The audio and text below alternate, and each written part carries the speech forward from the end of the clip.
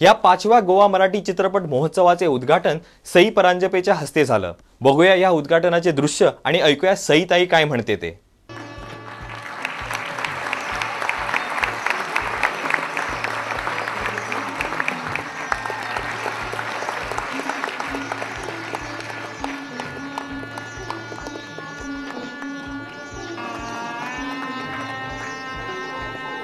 गेली 100 वर्ष तेवत असलेला चित्रपटसृष्टीचा हा नंदादीप असाच यापुढे तेवत राहो हीच ईश्वरचरणी प्रार्थना।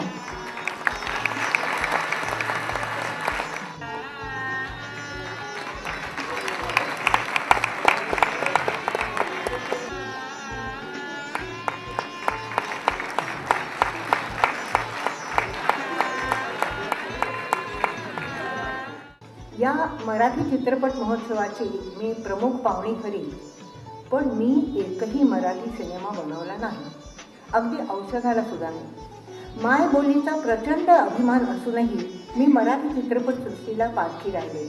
मग मी इथे का आणि कशी? तोतया म्हणून माझ्यावर शिक्कामोर्तब करण्याआधी मला बचावाचे काही शब्द बोलायचे आपण परवानगी द्यावी। माझ्या सिनेमाची भाषा जरी मराठी नसली तरी माझे बरेचसे चित्रपट जात कुळीनी मराठी आहेत, म्हणजे बात नसली तरी जात मराठी आहे। कथा, अंगुठा छाप, दिशा आणि साज हे सिनेमे पहा। कथा हा शंगो साठे यांच्या ससा आणि कासव या नाटकावरनं बेतलेला एक स्वैर चित्र आविष्कार। हा एका अस्सल मराठमोळ्या चाळीमध्ये फुलतो बहरतो। मुंबईची एक चाळ जी आम्हाला पुण्यामध्ये सापडली, अगदी नारायण पेठेत केसरीवाड्याच्या शेजारी। सगळी पात्र मराठी, वातावरण मराठी, बॅल्कनीत वाढणाऱ्या पापड कुरडया, मधल्या चौकात रंगात आलेलं कारत्यांचं क्रिकेट आणि अगदी पार शेवटी दीप्ती आणि नसीर यांचं शुभमंगल सावधान, इथपर्यंत सगळं काही महाराष्ट्रीय। सिनेमाची नायिका ही मध्यमवर्गीय कुटुंबातली एक साधी भोळी मुलगी। दीप्ती नवलनी ही भूमिका केली। शक्य तितकी वास्तव संध्या उभी करायचा तिचा निश्चय होता। ती अख्ख्या चाळीमध्ये घराघरात जाऊन लोकांना भेटून आली। भेटून आल्यावर मला अतिशय उत्साहाने म्हणाली, सई, खूप बारकाईने मी चाळीतल्या मुलींचं निरीक्षण केलं। ठाऊक आहे काय मला सापडलं? कुठल्याही रंगाची साडी असली तरी मराठी मुली आत परकर पांढराच घालतात। खूप प्रचंड शोध लावल्याचं समाधान तिच्या डोळ्यात चमकत होतं। वाह, क्या बात है दीप्ती, फारच छान, मी तिला शाबासकी दिली। आपण असं करूया की तू काम करताना ना शॉट चालू असला की साडी थोडी वर ठेव, म्हणजे पांढरा परकर दिसेल। माझ्या या डायरेक्टोरियल टचनी दीप्ती पार हरकून गेली, अतिशय भाबडी मुलगी।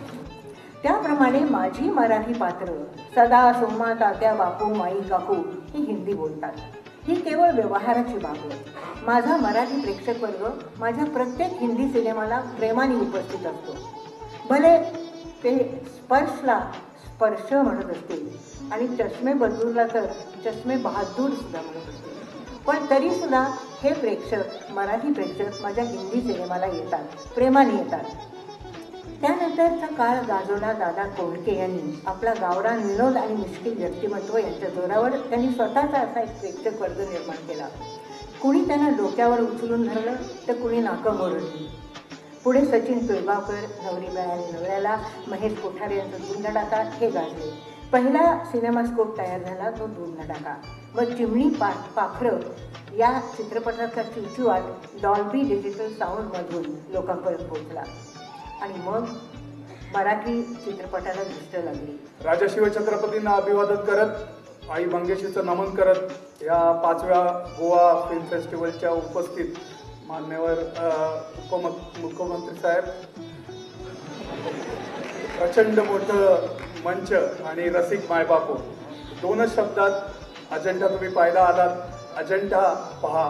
प्रेमाला भाषा नसते तशी या चित्रपटाला भाषा नाही आहे। मराठी इंग्लिशचा वाद हा सगळीकडेच आहे, पण इथे ह्या चित्रपटामध्ये दोन्ही गोष्टींनी हा चित्रपट सांगतो की 200 वर्षापूर्वी ब्रिटिशांनी जगाला सांगायचा प्रयत्न केला की आम्ही जगाला अजेंडा दाखवलं, पण आपल्या पारोने म्हणजे भारतीय संस्कृतीच्या मुलांनी हा चित्रपट दाखवला. हा चित्रपट बनवण्याचं काम आम्ही केलेलं आहे. संजयचं मी खास करून ह्या 2 शब्दात पण कौतुक करतो, ज्या पद्धतीने गोवा फेस्टिवल ऑर्गनाईज केला जातो. मला हा चित्रपट आयर्लंडचा फिल्म फेस्टिवलमध्ये पण ओपनिंग फिल्म म्हणून मागितलेली, पण संजय मागच्या वर्षीपासून जेव्हा मी यायला लागलो या चित्रपट महोत्सवात आणि ज्या पद्धतीने गोवाचे रसिक मायबाप एवढं उशीर होऊनही आमच्या लोकांचं चित्रपट पाहतात, ऐकून घेतात आणि रसिक माय जनता असल्यामुळे मी गोव्यात हा चित्रपट आणण्याचं ठरवलं. त्याच्यानंतर आत्ताचं जे नवीन मंत्रिमंडळ आहे, मला माहिती आहे की पर्रिकर साहेब हे फार टेक्निकली आणि IIT इंजिन असले तरी ते कलाप्रेमी आहेत, चित्रपटप्रेमी आहेत आणि ते नेहमीच चित्रपटांना वाव देतात.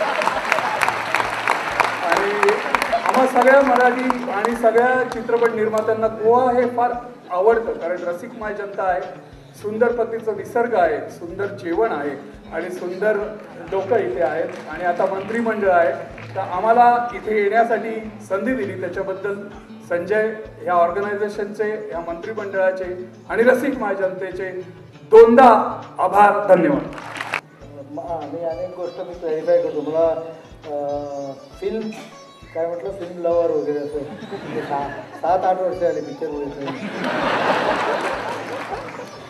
त्यामुळे तेवढा वेळ मिळाला नाही म्हणून बघितला मी. टी व्हीवर बघत असताना बहुतेक करून 4-5 मिनिटात झोपे जातो. त्यामुळे तसाच चांगला पिक्चर असला तर बघता येईल, पण तो VCDवर नाहीतर कुठल्या तरी चॅनलवर. बाकी सर्वांना शुभेच्छा देतो. बहुतेक करून नाही, मी मुद्दाम सांगितलं एवढ्याकरता काही जणांना जर अज्ञान माझं लक्षात नाही आलं असेल तर आपणच काही गोष्टी पहिल्यांदाच सांगायच्या असतात. आणि मग नाहीतर सगळ्या गोष्टी माहिती आहे असं ॲस्युम करून अनेक लोक काही सांगतही नाही. त्याबद्दल बोलवल्याबद्दल आभार मानतो. सर्वांना शुभेच्छा देतो. माझ्या गोव्याच्या वतीने आणि या चित्रपट महोत्सवाच्या आयोजकांच्या वतीने हे सुंदर असं स्मृतिचिन्ह सई परांजपे यांना प्रदान करण्यात येते. कलेच्या बळावर मिळवलेल्या पैशांचा काही भाग कलाकाराने पुन्हा समाजाकडे वळवायला हवा, ही नेहमीच आपली उदात्त धारणा राहिली आहे आणि या धारणेच्या अनुषंगाने आपण सदैव कामही करत असतात. पुणे अंधसंस्था, कामायनी संस्था अशा अनेक संस्थांसाठी आपण निरपेक्ष वृत्तीने काम करत आहात. कला आणि माणुसकी याचा श्रेष्ठ संगम आपल्या व्यक्तित्वाच्या ठाई मोठ्या मनोज्ञपणे झालेला आहे. दिलीप बाब, विभिन्न व्यक्तिरेखांना आपला चेहरा देताना आपण आपला कनवाळू चेहरा कायम अबाधित राखला. आपल्या पायांनी मातीशी इमान राखूनच आकाशाशी स्पर्धा केली. मानवी मूल्यांची महत्ता सदैव जपणाऱ्या आपल्यासारख्या श्रेष्ठ कलाकाराला गोवा मराठी चित्रपट महोत्सव कृतज्ञता पुरस्कार देताना आम्हाला अतीव आनंद होत आहे. चिन्ह आणि मानपत्र प्रदान करून दिलीप प्रभावकर यांचा सत्कार करावा.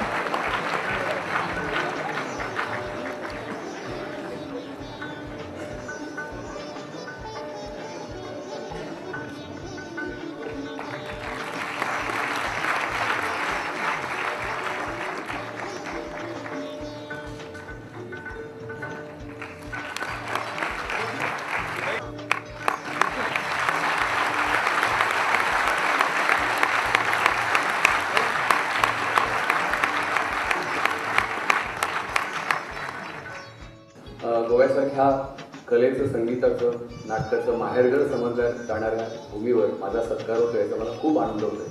आणि ज्यांच्याबद्दल अतीव आणि केवळ अभिमान आणि आदर बाळगावा अशा मुख्यमंत्र्यांच्या हस्ते हा सत्कार होतो याचा मला भारत राजकारणामध्ये भारत दुर्मिळ अशी माणसं असतात यांच्याबद्दल केवळ आदर आणि अभिमान वाटावा यांच्या हस्ते माझा पुरस्कार होतोय. प्रत्येक भूमिका ही मला काहीतरी देऊन जाते तसंच पुरस्कारही देऊन जातो. प्रत्येक भूमिकेच्या नंतर अधिक माणूस डोळस बनतो, शहाणा बनतो आणि पुरस्कारानंतर विनम्र बनतो. मी अतिशय विनम्रतेने आणि कृतज्ञतेने हा पुरस्कार आज स्वीकारतो आहे.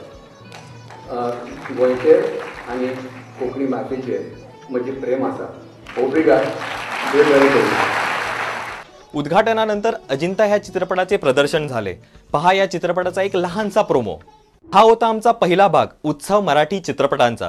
पुढच्या भागात आपण बोलणार आहोत अजिंठा या चित्रपटाचे दिग्दर्शक नितीन चंद्रकांत देसाई आणि आदिवासी मुलगी पारोची भूमिका साकारणारी सोनाली कुलकर्णीशी.